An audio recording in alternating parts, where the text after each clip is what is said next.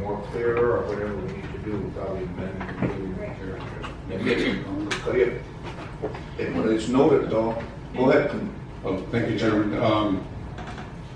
When I was managing federal and state funds over there at the executive branch, all my funds were always misappropriated, and my federal funds were always in jeopardy. My state funds were always in jeopardy.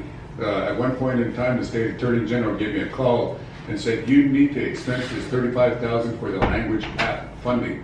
That was the state attorney general calling me. Not only that, now the funds are happening with the Fish and Game Department. When funds are allocated to them, whether it's state or federal monies, then this way, you should be allowed to utilize it for its purpose. Thanks, Uriel. The money needs to be utilized for their purpose, whether it's enforcement, whether it's tracking down violators and things like that. So it's in the audit, and the funds are commingled. And so we need to stop commingling, and they need to have their funds so that they can move forward on their justification, on their funding. So how do we move forward on that? How do we enforce it? How do we execute it? And how do we create the code that has the teeth so that that department can move forward and do their job? Create a and I made a motion. If legislature is hesitant to move forward on this motion, then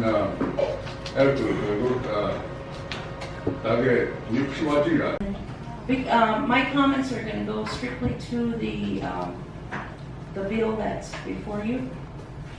So there's a couple of things that I wanted to clarification is not a bill. Well, the bill are, but there's no proposal. Yeah. We're gathering information. Title 12. And we're gonna just some recommendations as I've gone through the Title 12. There's a couple of spots on page. I think it's page 2 under Chapter 1 Policy 21-101. Last item, it says any previous resolution of the Pro-Tribal Council to the contrary is hereby rescinded. May I ask a question of your lawyer? go ahead. Ms. Gray, are there any contradictory resolutions that was passed by the Tribal Council to Title 12 that you know of? Are you speaking of, I guess... 1948 resolutions that were passed by the... Not anything that we've encountered and actually made that have been rescinded therefore. However, what I do see here is under the effective date. This is actually a code that was adopted July 1, 1999, so it's pre-Constitution. And so under the, when the new Constitution was passed, it states that at any time, and I'm paraphrasing, when we encounter a code that's in conflict, then naturally we would make that void as a matter of law if it's in conflict with this code here, if it's in conflict with the 2001 Constitution. But that was a comment I made earlier, that this code has to be brought up to language and under the 2001 Constitution because it refers to Tribal Council. It also refers to some other entities in here that operate a pre-2001 Constitution. All right, thank you. I would make, the first recommendation then would be to reconcile any resolutions that were passed by the General Council that is not in conflict, but that basically was expressed at the time, the concerns. And the reason why I bring this up is because there were a lot of elders at the time that had some thoughts that were pertinent to, I think, to the younger generation that was expressed earlier that has been lost. There was a recommendation, but I think it's going to be cross-constitutional under the enumerated powers, but in terms of the section about, let's see if I can find it. So I'm not going to bring that up right now. I think that's going to be a discussion for later. The other, under conservation, page 2, chapter 3, conservation. Just some add-ons, just there's 4 recommendations, and I believe they're all under the conservation portion. One, assessment of all wildlife will occur every 5 years. That's one of the first recommendations under conservation, chapter 3. Number 2, seasons shall be established for the purposes of wildlife conservation and management. Number 4, I'm hoping this is being recorded because I'm just going to quickly go through this. Sustenance hunting allowed in accordance with traditional practices, off-season. Number 4, hunter education program established. So those would be the recommendations for that. Number 2 would be there. Number 2 is seasons shall be established for the purposes of wildlife conservation and management.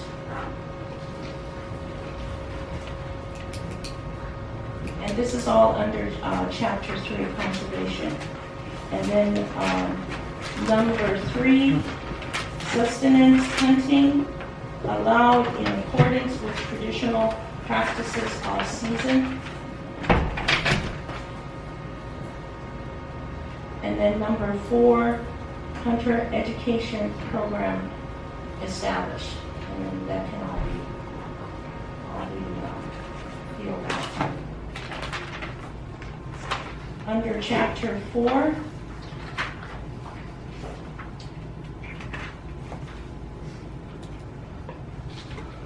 I think because of the issue of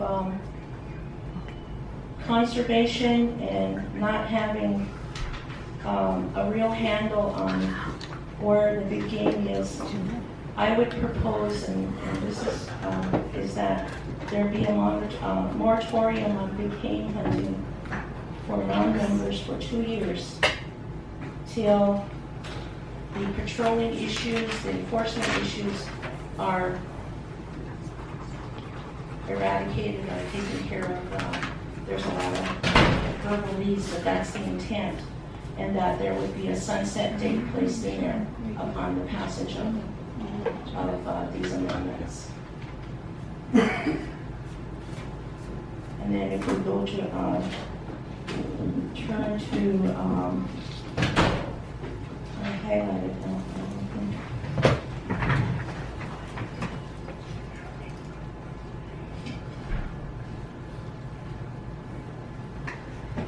Okay, get a minute then, that's all I'll tell me.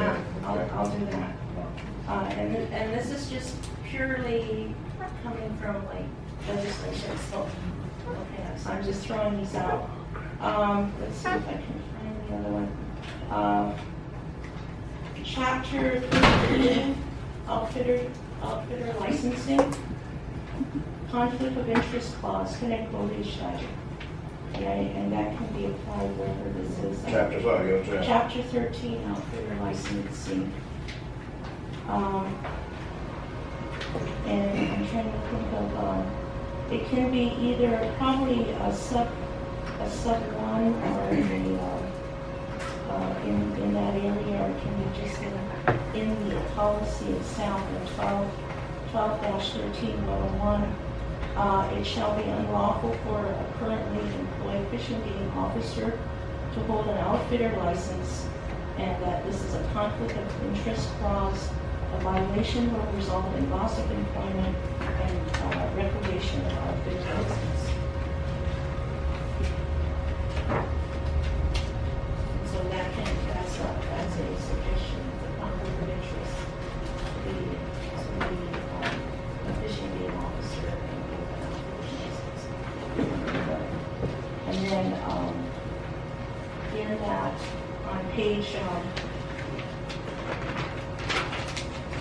page, let's see, I think this is 5, under section 1213-103.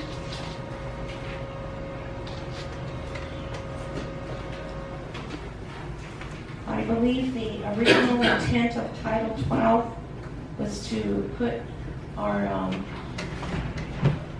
tribal members to work as outfitters. And so I think there's an issue of non-tribal members being outfitters within our exterior boundaries. So the recommendation here would be to non-tribal member outfitters would not be allowed. That it would have to be purely pro-tribal outfitters. And then, yes. Real quick question, we may, Attorney, how would that deal with feline? Being that they can hunt, like upland and stuff like Steel River, if they don't have non-tribal outfitters. And you're speaking of non-member?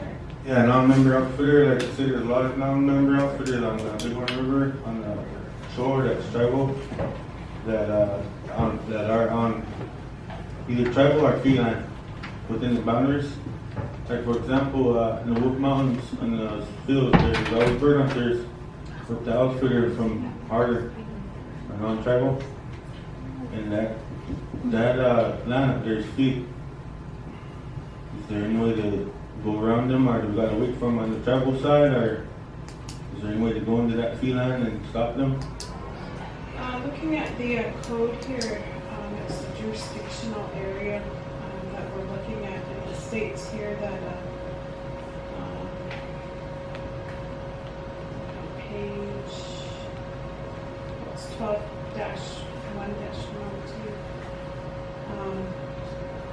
And it states the lands that are covered. And so it says it includes tribal fee, tribal trust, and allotted lands. Crow tribe shall have exclusive jurisdiction over non-Indians on tribal trust, tribal fee, and allotted lands of the Crow reservation. And so we're talking about those specific lands, and those are set up by case law, actually. D, the only other area is the Crow tribe shall have concurrent jurisdiction over the Bighorn Canyon National Recreation Area with the National Park Service. And remember that a lot of this is a civil code, and so in order for us to have that jurisdiction over that classification, it has to be civil and regulatory in nature. And I think we can actually beef up some of that too, because then we're looking into forfeiture. Because if you can forfeit something and they plead guilty over here, you know, that adds to our fund over here. But anyway, I'm getting off track here. So. okay, continue. Okay, and then just to throw out, I think in the qualifications portion, outfitter qualifications, and then there's like an examination.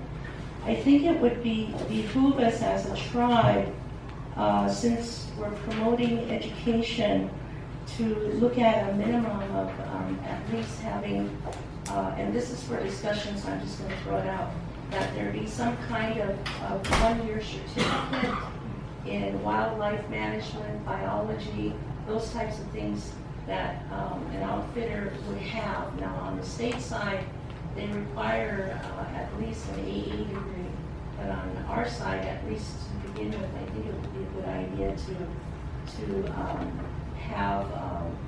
have that as something. So I'm just going to throw that out. It's just for discussion purposes, Mr. Chairman. Okay. That's all I have. Thank you. Okay, who? All right, let's Senator go on and then, Test. Thank you, Chairman. I just got a few comments. When we talk seasons, I think we need to at least have a class on like what they were saying earlier, how it's done now, but they need to have something with archery. Everyone has archery. I think Larry Alcindor has some good archery. He's pretty good at archery stuff, so if anything, maybe we can use him. He's always using his bow, and he knows the guy from north that's pretty good too. So maybe we can throw a little archery season in there too. Like a couple weeks, try it out, and at least maybe get these kids. It would be more challenging to try to get them with the bull instead of shooting like 40 yards with a gun. So and then that on the other side is I ran over to the other side of the park real quick, and I think if we do it, I kind of spoke with a few people over there, but if we do it LR for the trucks, for the economic with the payback plan, with permit sales and buffalo sales, I think they do it on that side, just for a quick way to help the fishing game. Because if we wait for permit sales and everything, it's going to take a couple years, I think, to build that money. For now, though, we can get some out of the economic and get them trucks like as soon as October. And as right over had a question for them, and that's what they told me, so I thought I'd share with you guys. Thanks. Okay, Hans, please. At time, Sean, more comment comment on that hunting issue. Bicycle, for sure, coming down the road. That's what it looks just easy. And then programs, they need to run on its own, but it doesn't really happen. We really want to go after grants and whatnot. Grants don't come tomorrow. And announcements today, you might not see a employment grant for the next 5 years. Things like that. The grants don't come every day saying there's a hiring grant here for fishing game, there's a hiring grant here for police officers. No, it don't happen that way. So, because you can consider it now, when I make grants, and was about it, then grants today, it's not easy. It can be written and sent off. They need approval from the funding source. You could consider it though. You just can't be running on grants continuously. Somehow you have to, the tribal government needs to pick that up somehow. And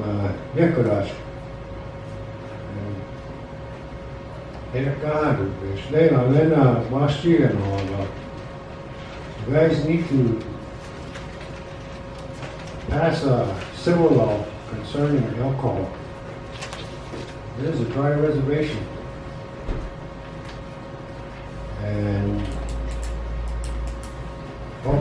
we had a few incidents. We had a couple drownings. 2 white people drowned a few years ago because of alcohol. When that Paulie's place was still open, when I went there one time, it was like a bar. And all the freshmen were outside partying. We went to the little restaurants on the other side, were selling wine.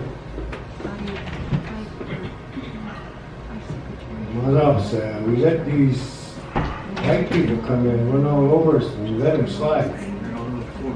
Hell, you go down Florida and do that. Guess what's going to happen? We'll be in jail. They need to start respecting. You guys need to set a law civilly. We can't charge them criminally. Let's hurt their pocketbook, and it's going to stop. What can be done?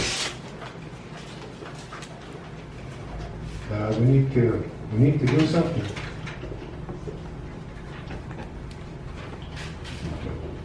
All right, go ahead, Harold.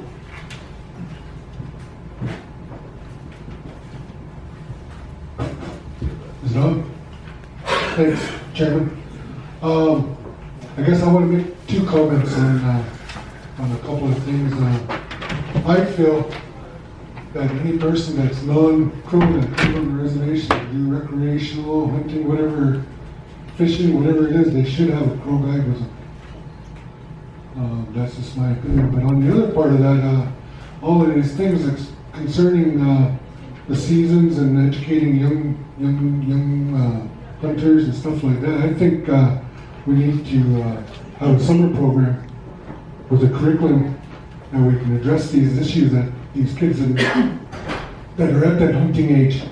I know Taylor was talking about having kids, maybe 17 and under taking these classes, but to me they should be accompanied with an adult because by law they can't have a firearm until they're 18, actually 16. But they should be accompanied with an adult. Going back to archery, a lot of those things, there's a lot of us that do that, but in that takes education too. It takes time to build a program, and it takes time to teach the ethics, the planning. It's something that can't be learned overnight. It's something that has to be taught.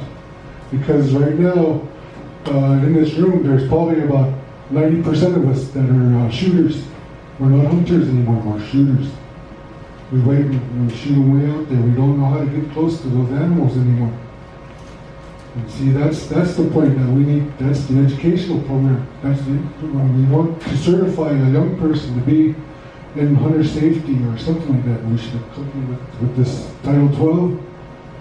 Should be with that hunter safety course and address it towards our youth, not the state youth. These are our kids. Okay, we can sit down and make our own hunters program that's just as safe and maybe more safer. For instance, in the state hunter safety, they let you walk around with the chamber in the rifle. You see, that's the safety issue. So we can change this hunter safety course to serve our people. The other things me and my boss was talking about it earlier today, is developing some kind of curriculum for the college.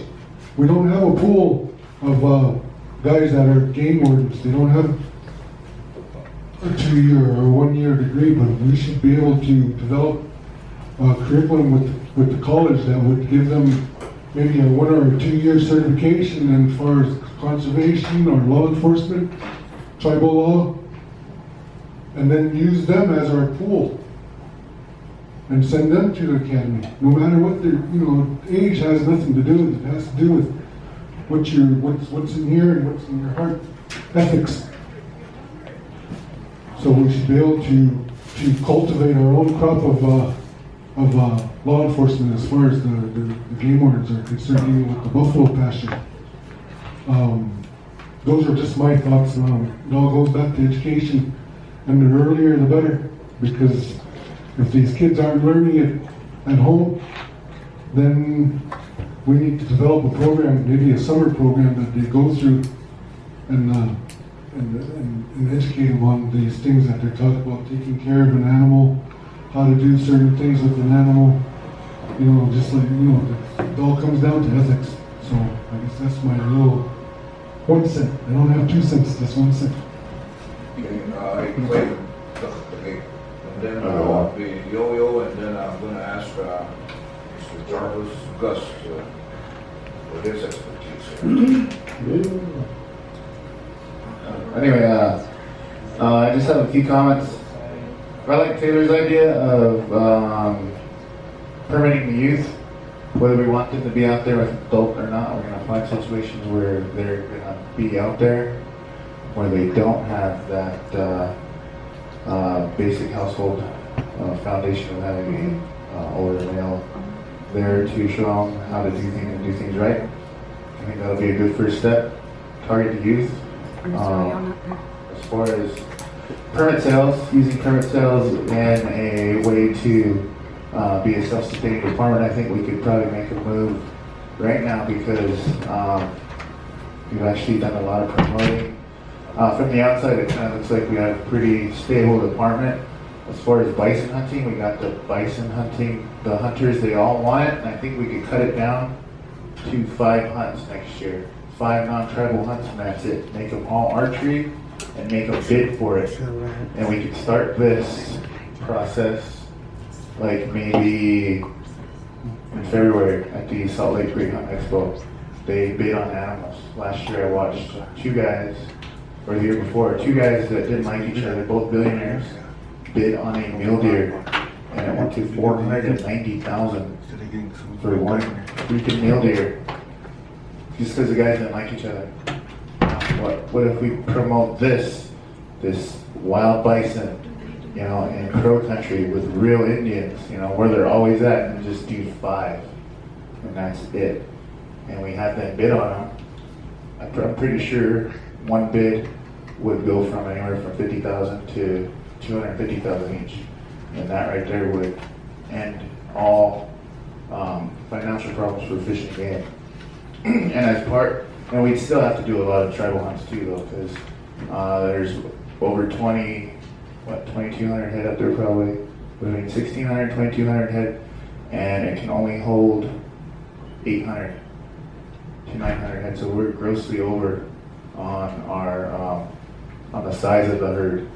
Actually, it's a ridiculous amount, and we got to keep chopping it down in a way that's healthy for the herd, that won't hurt the herd, and ideas and practices on that, you know, continue to change and evolve as we go. As far as there was a comment on moratorium on all big game, there are actually some pretty good management practices in place from Fish and Game on a few animals. As far as black bear, that's managed.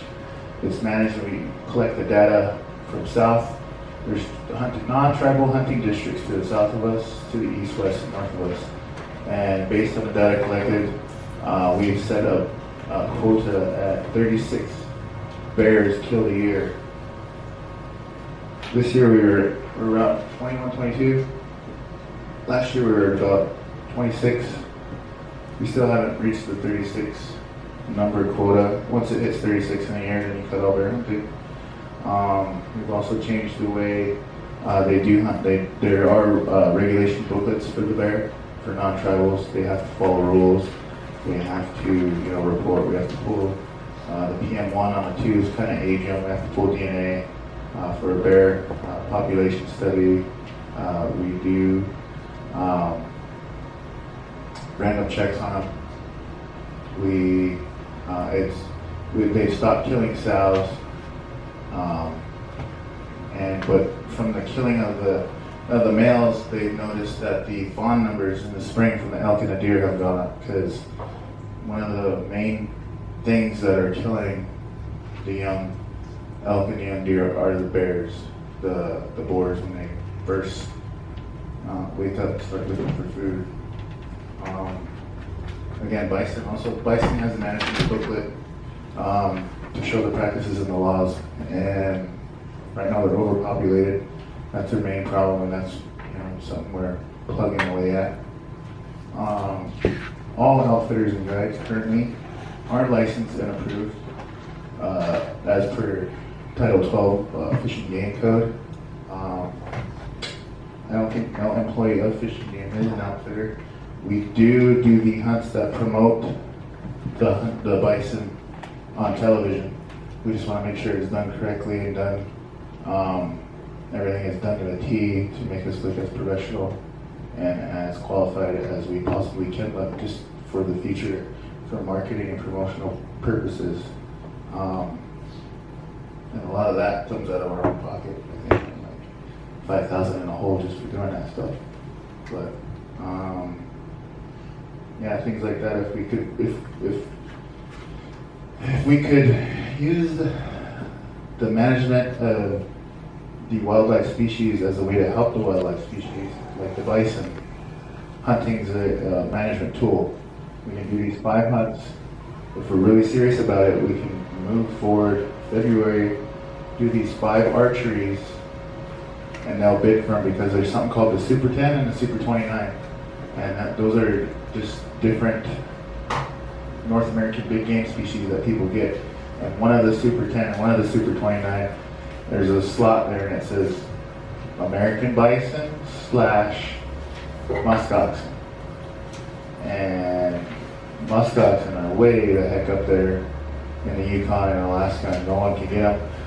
But there's a thing called Boone and Crockett, and they recognize the crow buffalo as a wild bison. So when they hunt it, they're hunting a wild animal. And I guarantee you, there could be a lot of revenue just off of just 5 non-tribal bison hunts on the crow res. And that's cutting down the traffic of non-tribals. It's using the management tool that we need to use anyway to get the numbers down. And it's going to solve some financial problems. And with the solved financial problems comes more enforcement.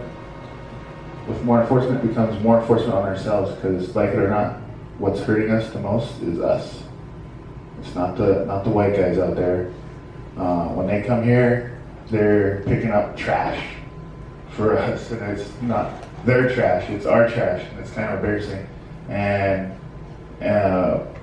Special Forces came in and they fixed up Black Canyon, they fixed up the cabins, they fixed up the bathrooms, they fixed up the septic, the plumbing, and they leave, and 1 week later it's vandalized. The windows are broken, the doors are kicked in, the sinks are busted, the toilets are busted. And who's doing that? It's not the white people, it's us. We get more enforcement, we can protect ourselves from ourselves, and I think that's our biggest problem. Okay, Yo-Yo, sir. Oh. Thank you, Mr. Chairman, committee members. Just on jurisdiction on Sharon's amendments. On chapter 12, 1-101, subsection C, recommend that subsection C, the Crow tribe shall have exclusive jurisdiction over non-Indians on tribal trust, tribal fee, and allotted lands on Crow reservation. Scratch tribal trust, tribal fee, allotted lands, and insert to the exterior boundaries of the Crow reservation. That way, you have complete jurisdiction over non-tribal.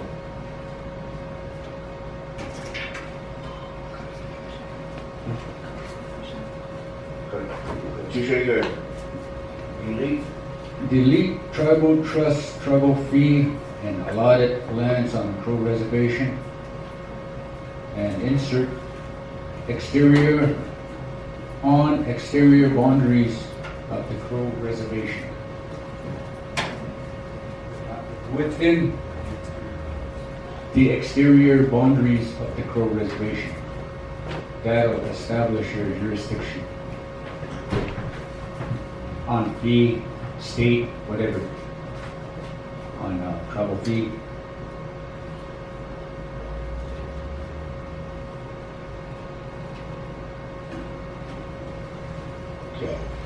Okay, and then on chapter 5, means of picking, if we eliminate the long range hunting, shooting like 500 yards plus calibers, that'll eliminate. As a hunter, before becoming a fish and game officer, I hunt on horseback on Lush Grass Basin, and I found a lot of carcasses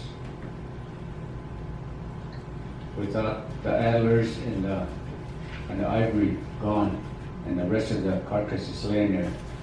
And it's due to long range shooting. A lot of hunters, tribal hunters, will sit on the rim and shoot in the canyon with long range calibers like a 300 mag and then on up. If we limit to 7 Mag on down, I think we eliminate the waste, some of the waste. So that should come on chapter 5, needs updating. Oh, thank you. Oh. Okay, Mr. Jarvis Gus, you got the floor. Thank you, Chairman, and thank you guys for inviting me over as a BIA employee. I guess listening to a lot of folks and everything, and I know you guys are asking for recommendations and everything, and you know, my first thought was as a recommendation, you know, since right now, I mean, I like the idea of holding the fishing game and buffalo pasture to their own budget. That way they can be responsible for their budget and not, I guess, have the tribal dollars cover for them, but have them manage their money and everything. I think that would be a great idea. And then with the lack of funding right now and the lack of staff, you know, one of my recommendations would be, instead of scattering these guys all over, you know, 2.4 million acres of land, why don't you guys focus in one area, like the big ones, like the tribes, and have them regulate that area, where you have seasons in that mountain, where you have, you make everybody come and get a permit. You don't need to charge them right away, but, you know, just make them get used to coming over to the fishing game and getting a permit to go hunting up in the big ones. And then maybe, you know, a few years later, you want to start charging, you can start charging. But right now, just get everybody used to coming to maybe one area and getting a permit for that area. And, you know, if they need it for special, for, you know, ceremonial purposes and stuff, they can come in and get a special permit. But after they go and hunt, come back and report it. So that would actually help us with kind of figure out the management. It would help us figure out the numbers of animals that are out there. Because there's mathematics in there where so many hunters go out, so many get an out and everything. You can actually do some estimates on how many are out there. As for non-game hunters, non-tribal member hunters, you know, the program depends on those guys for funding sources. So instead of charging our tribal members to go hunting, we can charge these non-tribal members to come over and pay huge sums of money to come out and hunt. In fact, that's the way the state of Montana runs it. They make the majority of their money from out-of-staters. They don't make their money from in-state hunters. They make all their money from out-of-state hunters. So that's the way, I mean, you know, I understand we don't even manage our own people. Why should we bring white people over? But that's where we're going to get our funding from. That's where they're going to get to make their money off of, is off the non-tribal members. And I like Yo-Yo's suggestion there, you know. I thought reading that, you kind of defined your jurisdiction too much. So you put within the exterior boundaries of the reservation, you're covering the whole reservation. It doesn't matter if it's tribal trust, tribal fee land. Your jurisdiction is over the wildlife within that exterior boundaries. So that way you can regulate the whole reservation. And what else was there that my recommendation? I really do think, yeah, youth, we need to work on the youth, but not only are we working on the youth with permit system, we're working on the elders and everything that they can teach the youth that, you know, you got to go to the tribe and get a permit. Even if you don't have to pay for it, you know, just go over there, get a permit. And once you're done, you come back and report if you caught anything or if you didn't catch anything, or else, you know, they can leave their phone number on that permit, and these guys can make phone calls and do kind of like creel surveys with fisheries. That's how they count. That's how they make their fish counts. You can do that with wildlife too. And, you know, right off the bat, that's the only recommendation. I mean, all I can think of right now. But that's good, though. That's good information, you know, kind of,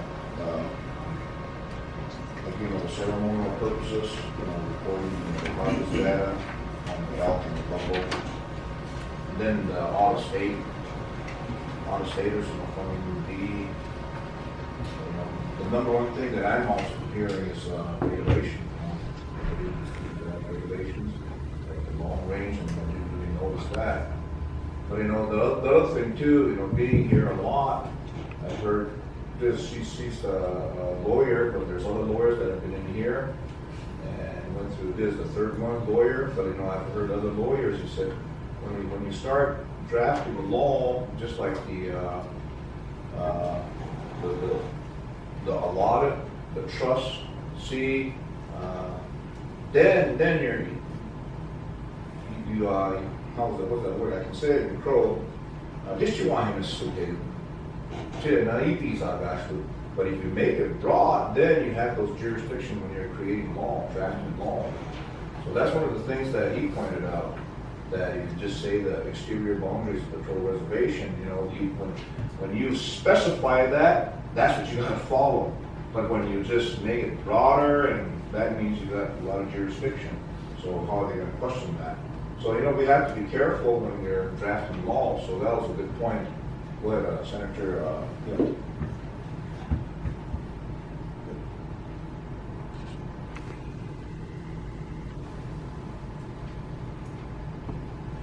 Well, you got it on. All right. Thank you, Chairman Vicky, body visiting guest. I guess my first question would be for you, Jarvis. Who's your boss? Are you under like Natural Resources and BRA or? I'm the regional. I actually am the branch chief of Ag and Wildlife with Bureau of Indian Affairs at the Rocky Mountain Regional Office in Dillon. And I'm also the wildlife biologist for the region. And so my boss is Daryl LeCount, the regional director. All right, thank you. I guess my next question would be all this stuff that we're talking about would be under, if you're kind of looking at federal money, it's probably be under BIA rights protection implementation, right? Well, there is BIA Fish and Wildlife and Parks funding that we do have a 638 contract with the tribe. It's not much, I'm telling you. BIA in the past never had wildlife biologists or never had conservation officers, but back in the late 70s, early 80s, they saw a need for it. So instead of hiring their own conservation officers for the reservation, instead of hiring wildlife biologists, what they did was, I don't know how they negotiated that out, but they negotiated it out where they got funding to all the tribes. And what we get here at Crow is not much. But BIA has never had conservation officers.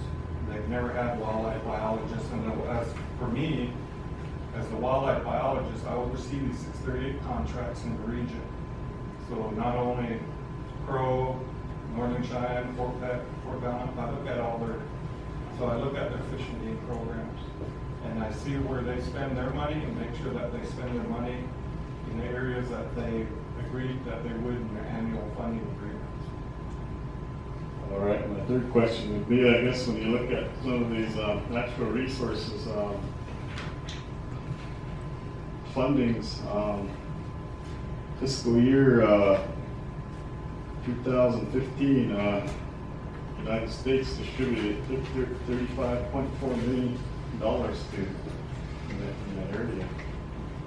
And then you have, I guess, in fiscal year, or to 52 million to fiscal year 2017, 52 million.